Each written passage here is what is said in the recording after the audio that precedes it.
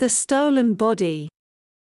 Mr. Bessel was a partner in the company Bessel, Hart, and Brown, of St. Paul's Churchyard. Among those researchers concerned with the study of the mind, he was known as a very thorough investigator, but also as someone always prepared to listen to new ideas. He was unmarried and occupied rooms in the Albany, near Piccadilly. He was particularly interested in the transfer of thought and in apparitions of the living. In November 1896 he and Mr. Vincent, of Staple Inn, began experiments to see if it was possible to send an apparition of themselves through space, by the power of thought. At an arranged time, Mr. Bessel shut himself in one of his rooms in the Albany and Mr. Vincent in his living room in Staple Inn. Each then fixed his thoughts on the other, and Mr. Bessel attempted, by the power of thought, to transfer himself as a living ghost across the space of 2 miles to Mr. Vincent's apartment. On several evenings this was tried without any satisfactory result, but on the 5th or 6th attempt, Mr. Vincent did actually see or imagine he saw an apparition of Mr. Bessel standing in his room. He noticed that Mr. Bessel's face was white, his expression was anxious, and his hair was untidy. For a moment Mr. Vincent was too surprised to speak or move, and in that moment the figure seemed to glance over its shoulder and disappear. They had arranged to attempt to photograph any apparition, but Mr. Vincent was too slow to use the camera on the table beside him. However, excited by the first sign of success, he wrote down the exact time and at once took a taxi to the Albany to tell Mr. Bessel. He was surprised to find Br. Bessel's outside door open to the night, and lights on in the apartment. More surprising than this, a champagne bottle lay smashed on the floor, a table had been pushed over, and there were black finger marks on the walls.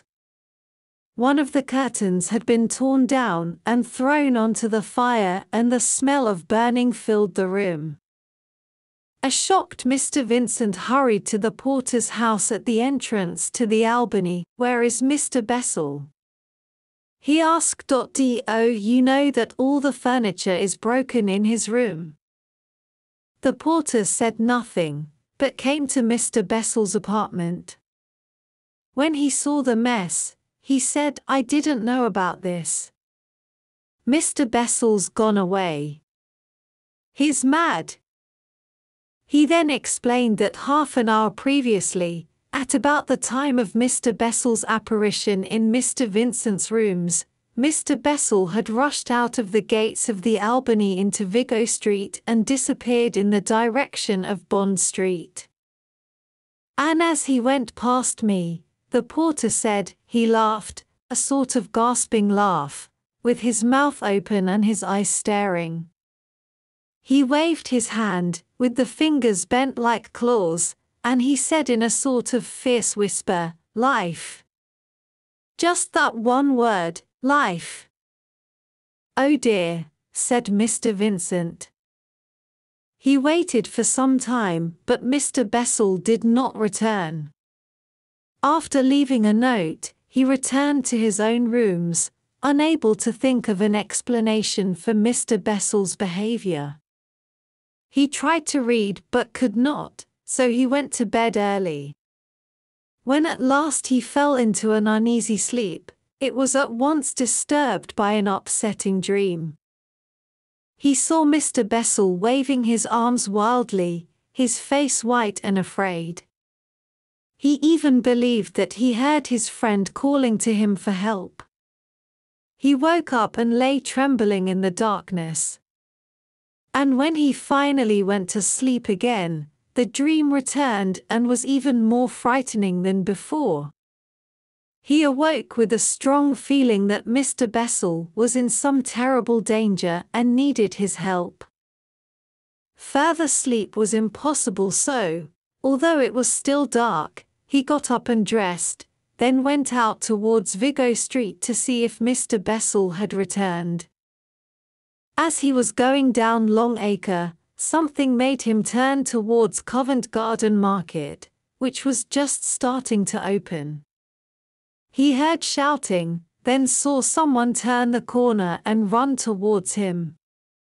He knew at once that it was Mr. Bessel, but a much-changed Mr. Bessel. He had no hat, his clothes were untidy, and his shirt collar was torn open. He held a walking stick by the wrong end, and his mouth was pulled into a strange shape. "Bessel!" cried Vincent. The running man gave no sign of recognizing either Mr. Vincent or his own name. Instead, he hit his friend in the face with the stick. Mr. Vincent fell onto the pavement and, when he looked again, Mr. Bessel had disappeared. A policeman and several market porters were running after him towards Long Acre. Mr. Vincent got up and was immediately the center of a crowd of people, anxious to help him and to tell him about the madman. He had suddenly appeared in the middle of the market screaming, "Life! Life!" hitting left and right with a blood-stained walking stick, and dancing and shouting with laughter. A boy and 2 women had broken heads, and he had smashed a man's wrist. Next he had taken a lamp from a coffee shop and thrown it through the post office window before running away laughing. Mr. Vincent wanted to run after his friend and save him from the angry people chasing him. But then news came through the crowd that Mr. Bessel had got away. Mr. Vincent returned to his rooms angry and puzzled. It seemed that Mr. Bessel must have gone violently mad in the middle of the thought transfer experiment, but why did that make him appear with a sad white face in Mr. Vincent's dreams? He shut himself carefully in his room, lit his fire, washed his injured face, and tried without success to read until night became day.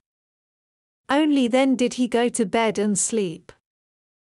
He got up late, his bruised face in considerable pain. There was nothing about Mr. Bessel in the morning newspapers and, after a visit to the Albany, where nothing had changed, he went to see Mr. Hart, Mr. Bessel's partner and friend. Mr. Vincent was surprised to learn that Mr. Hart, although he knew nothing of what had happened to his friend, had also been disturbed by dreams of Mr. Bessel, white-faced and apparently begging desperately for help. "I was just going to go and see him at the Albany when you arrived," said Mr. Hart. "I was sure that something was wrong with him." The 2 men decided to ask about their missing friend at the police station. Here they learned that the police had not caught Mr. Bessel, but that he had gone on to smash windows along Tottenham Court Road, had hit a policeman in Hampstead Road, and had then attacked a woman. All this happened between 12:30 and 1:45 in the morning.